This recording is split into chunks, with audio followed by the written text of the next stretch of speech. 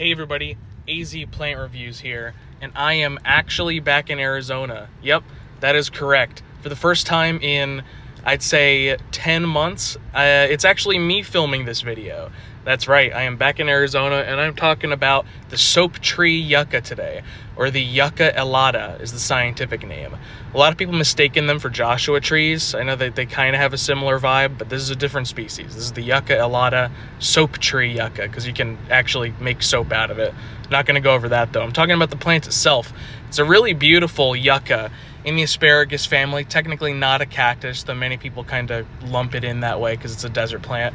They are extremely drought tolerant, very strong plants. They can grow to be 20 feet tall. They can have multiple stalks, but most of the time those stalks will come straight from the ground until they start getting older.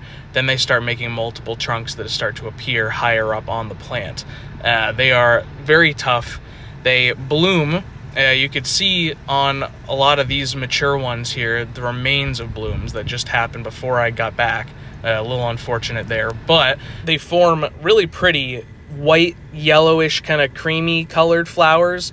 Individuals are slightly different in how white or how yellowish they are, but they all make those blooms. Really pretty. Again, they're extremely strong. Once they're established, they're entirely capable of handling the Sonoran Desert's drought conditions and heat conditions and everything. They're still overall doing well despite the very hot summers we've been having lately.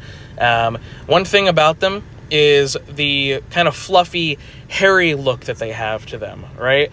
This is natural, obviously. It's just the way that the leaves kind of die off. They form a protective cover over it. This is not a mistake. This is not something that they want to be removed.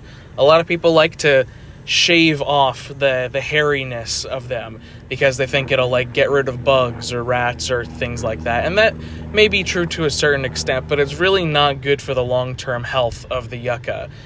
When you strip off the covering of all the dead foliage, it leaves the bark exposed, and it makes it more likely to be attacked by grubs or to get sunburned when it otherwise wouldn't get sunburned.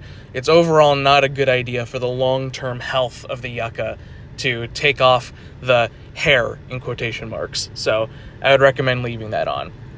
So if you put it in a good place, maybe not right next to a path or something, but a little bit further back, so it'll be a nice good height piece to look at from a slightly further distance, and let it grow naturally. Don't shave off that bottom. It would be an amazing plant, and it is indeed Sonoran Desert native. Grows in the Sonoran Desert and the Chihuahua Desert, maybe the Mojave Desert too, not entirely sure. But what I care about is Sonoran Desert native, and this definitely fits. So for a yucca, for a Sonoran Desert native yucca, and a nice height piece for a yard, that maybe doesn't look like the prettiest per se because you're supposed to leave them kind of unkempt, I'm going to give the Yucca elata, I'll give it an 8 out of 10.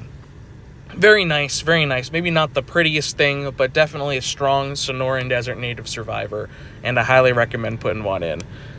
Good stuff. Let me know what you want me to review, and I will put it on my list. I've got a whole list. We're just waiting to find good examples, so let me know. See you next time. Goodbye.